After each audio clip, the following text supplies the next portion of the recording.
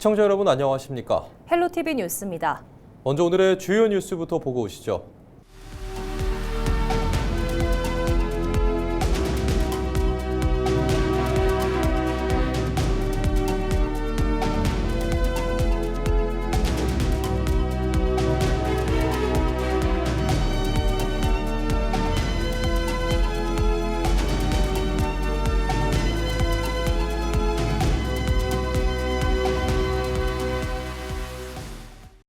(6.3) 지방선거가 40여일 앞으로 다가오면서 여야 강원도지사 캠프 간 신경전이 치열해지고 있습니다.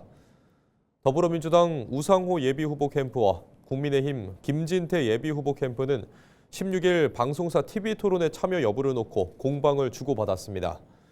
김 후보 측은 16일 논평을 통해 우상호 후보가 TV토론 개최 요구에 대한 답을 미루며 사실상 거부하고 있다며 TV토론을 통해 검증하자는 요구는 회피하는 이중적 행태는 강원도민 기만이라고 주장했습니다.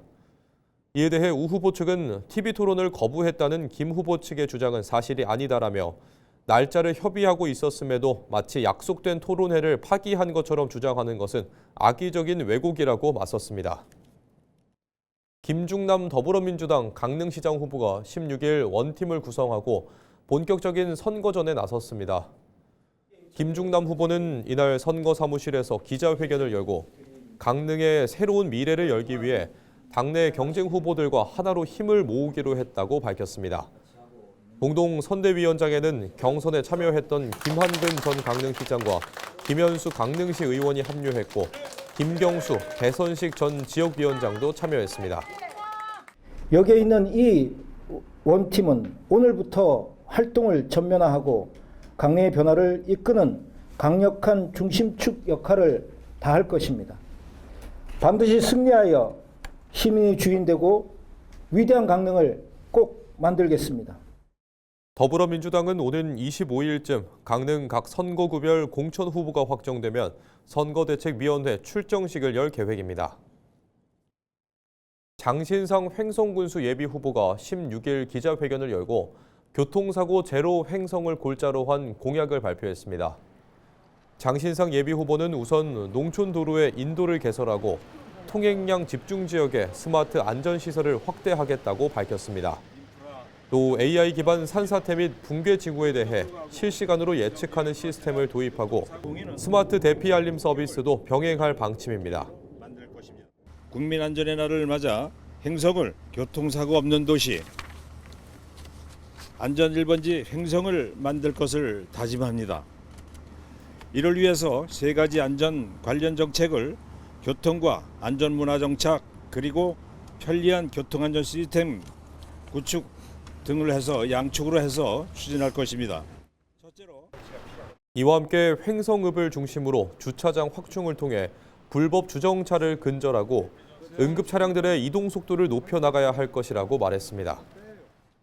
한국 케이블TV 방송협회가 지난 15일 호텔라루 서울 M갤러리에서 2026 케이블TV 방송대상을 개최했습니다. 케이블TV 방송대상은 올해로 20회를 맞이했는데요. 행사에는 방송미디어통신위원회 등 정부 관계자와 국회의원, 케이블TV 업계 임직원 등 약 300명이 참석했습니다. LG 헬로비전은 수상의 영예도 안았는데요.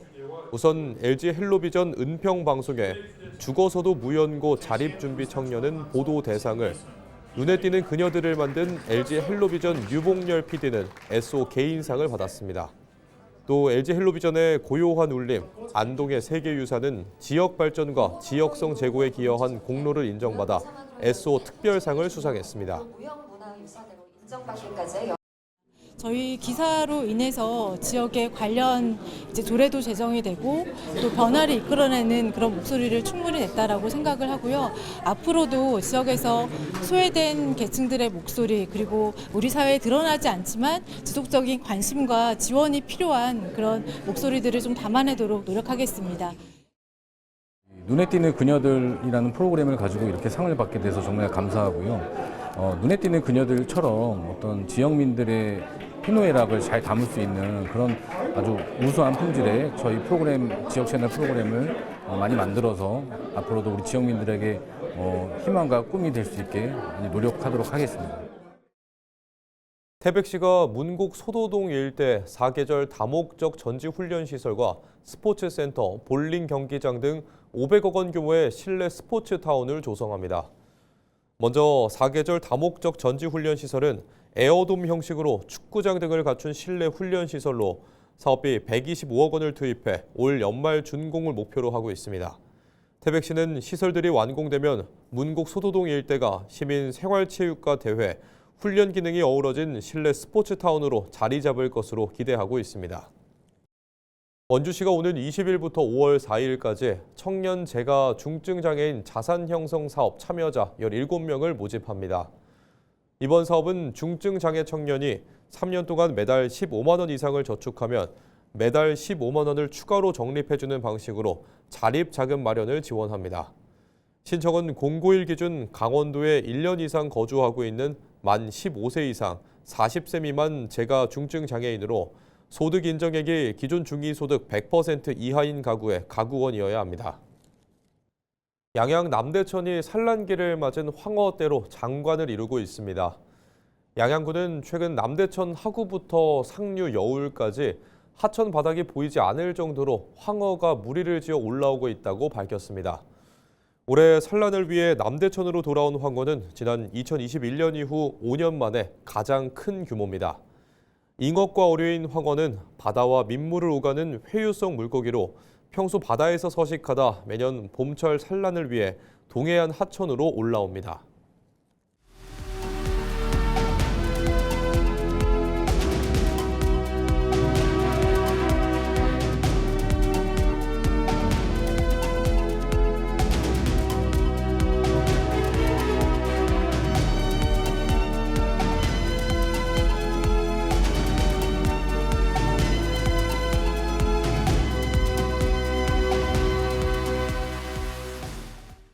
세월호 참사가 발생한 지 12년이 지났습니다.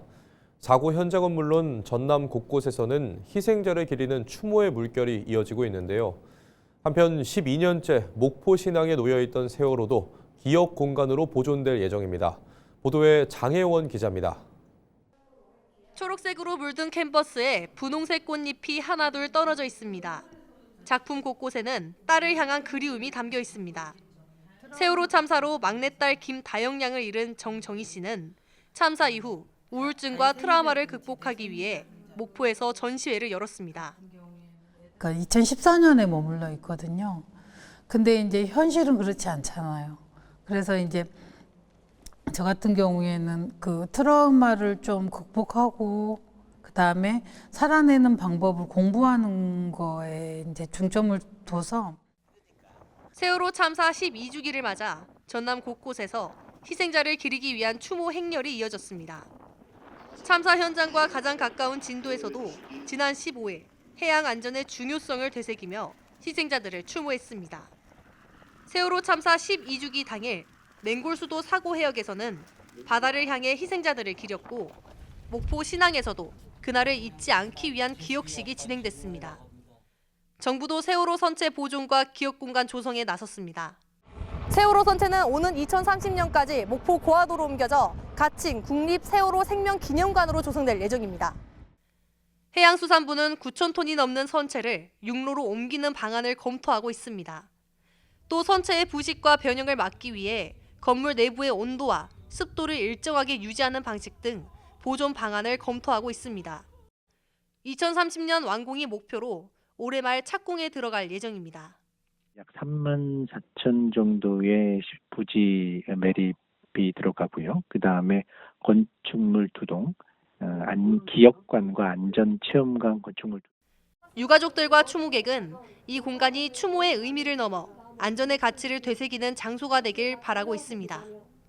우리 아이들이 잘 기억되고 또 이런 해양 사고에 대처할 수 있는 그런 교육 공간, 그다음에 여러 가지 문화 공간 다양하게 조성이 됐으면 좋겠어요.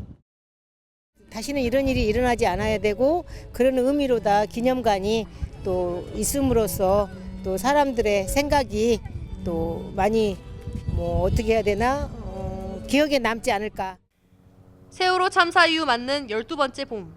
12년의 시간이 흘렀지만 그날을 기억하려는 노력은 지금도 계속되고 있습니다.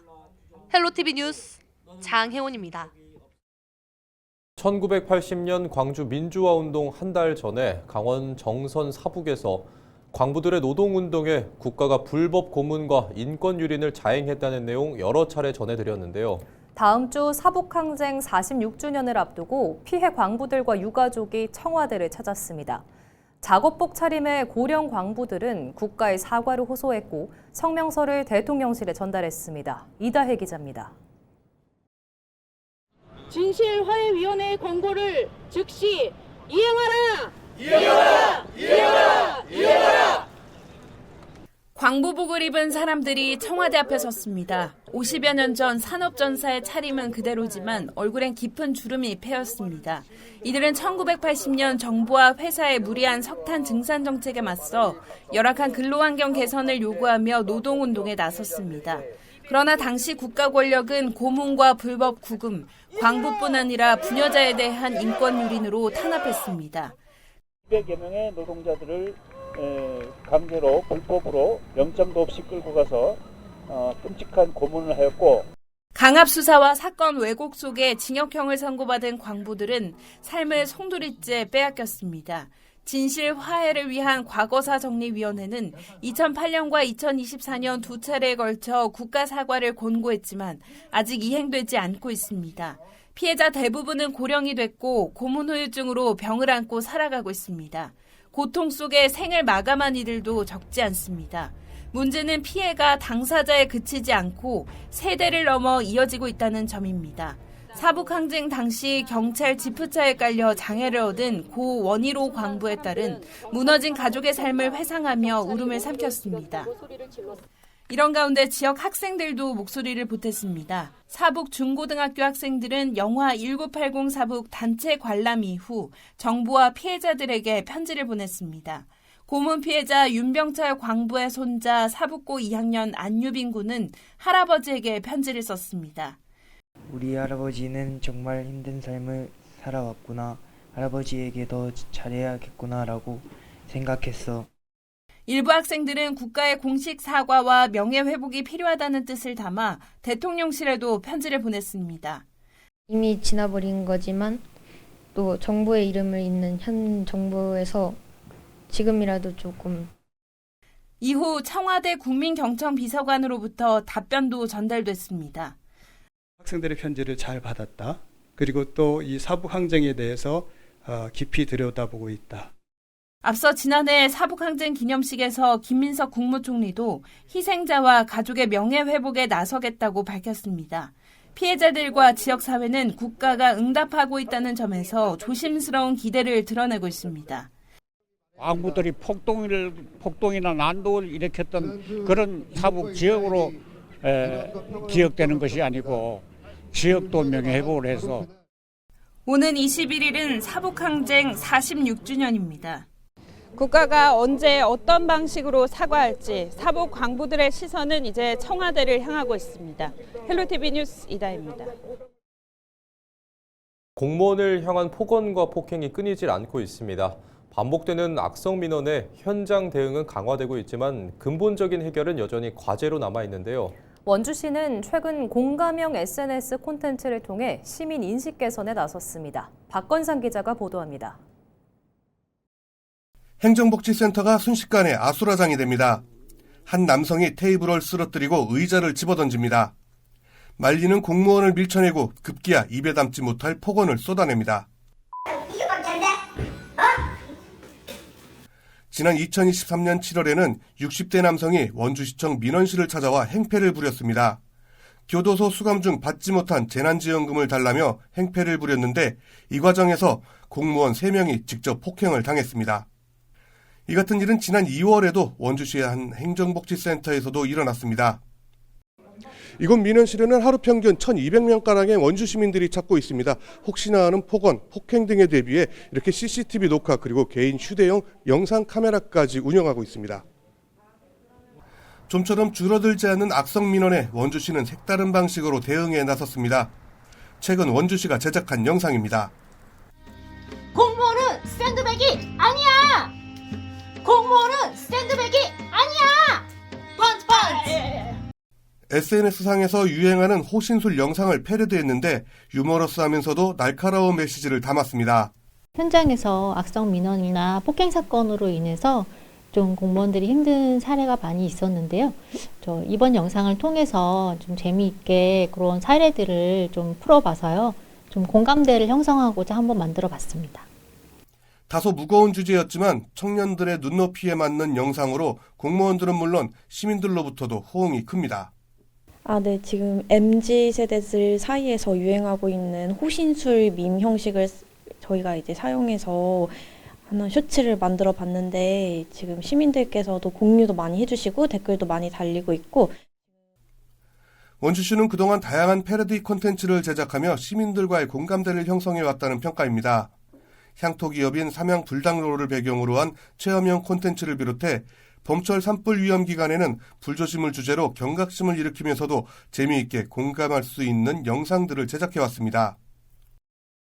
시정을 알리기 위한 다양한 방법과 창구도 있지만 원주시는 SNS를 통해 세대를 아우르는 소통을 이어가고 있습니다. 헬로티비 뉴스 박건상입니다. 춘천시의 오랜 수건 사업인 시립미술관 건립이 마침내 첫 관문을 넘었습니다. 강원도의 타당성 사전 평가를 통과하면서 건립 사업이 탄력을 받게 됐는데요. 예술인들을 비롯해 지역사회의 기대가 커지고 있습니다. 전소연 기자가 취재했습니다. 춘천 근화동 옛 기무부대 부지입니다. 이곳에 춘천시립미술관이 새로 들어섭니다. 국립미술관이 한 곳도 없던 춘천에 대규모 전시 기능을 갖춘 문화예술 공간이 마련되는 겁니다. 춘천 지역을 기반으로 활동하는 지역 예술인은 200여 명. 하지만 전시 인프라는 턱없이 부족합니다. 지난해 고 김차섭 화백 등 유명 작가들의 작품 기증이 이어졌지만 상설 전시는커녕 보관할 전용 수장고조차 없어 시립미술관 건립 요구가 끊임없이 제기돼 왔습니다. 30여 년 전 문을 연 춘천미술관은 공간이 비좁아 작품을 최대 40여 점밖에 걸 수 없습니다. 안정적으로 우리 그 작품들이 보관이 되고 또한 그 작품들이 미술관에 전시가 되면 우리 후손들에게도 그 많은 예전의 작품들을 볼 수 있고 그런 것이 꼭 이루어져야 된다고 봅니다. 지진부진했던 미술관 건립 사업이 지난 13일 강원도의 국립미술관 설립 타당성 사전평가를 통과하면서 마침내 본궤도에 올랐습니다. 춘천시는 앞서 진행된 사전평가에서 2차례 고배를 마셨지만 미술관 등록 요건 등을 보완해 적정평가를 받았습니다. 시립미술관은 지상 2층, 지하 1층 규모 건물로 지어집니다. 상설전시실을 비롯해 수장고와 전문도서관, 교육실 등을 갖출 예정입니다. 이제 남은 과제는 예산 확보입니다. 부지 매입비를 제외한 사업비만 350억 원에 달해 강원도와 춘천시의 건립재원 분담 비율 조율이 관건입니다. 춘천시는 도비지원 협의를 지방선거 후 마무리 짓고 하반기 중앙투자심사에 나선다는 방침입니다. 춘천시립미술관은 올해 하반기에 중앙투자심사를 의뢰할 예정입니다. 심사 통과 이후에 국제설계 공모를 통해 세계적 수준의 건축비를 구현하고 춘천시립미술관은 투자 심사를 시작으로 본격적인 건립 절차에 들어가 오는 2030년 문을 엽니다. 헬로티비 뉴스 전소연입니다. 횡성군이 본격적인 산나물 출하 시기를 맞아 16일부터 23일까지 횡성군 산림조합 앞에서 청정 횡성 산나물 판매 장터를 운영합니다. 횡성군 임업인들이 직접 판매하며 이번에 출하되는 봄나물은 두릅과 명이나물, 곰치 등 다양한 산채류를 판매합니다. 횡성군에서 생산되는 산나물은 고랭지의 큰 일교차와 청정 환경지역 영향으로 향이 진한 것이 특징입니다. 영월군이 주민주도 마을공동체 활성화를 위해 2026년 영월군 마을공동체 지원 사업을 추진합니다.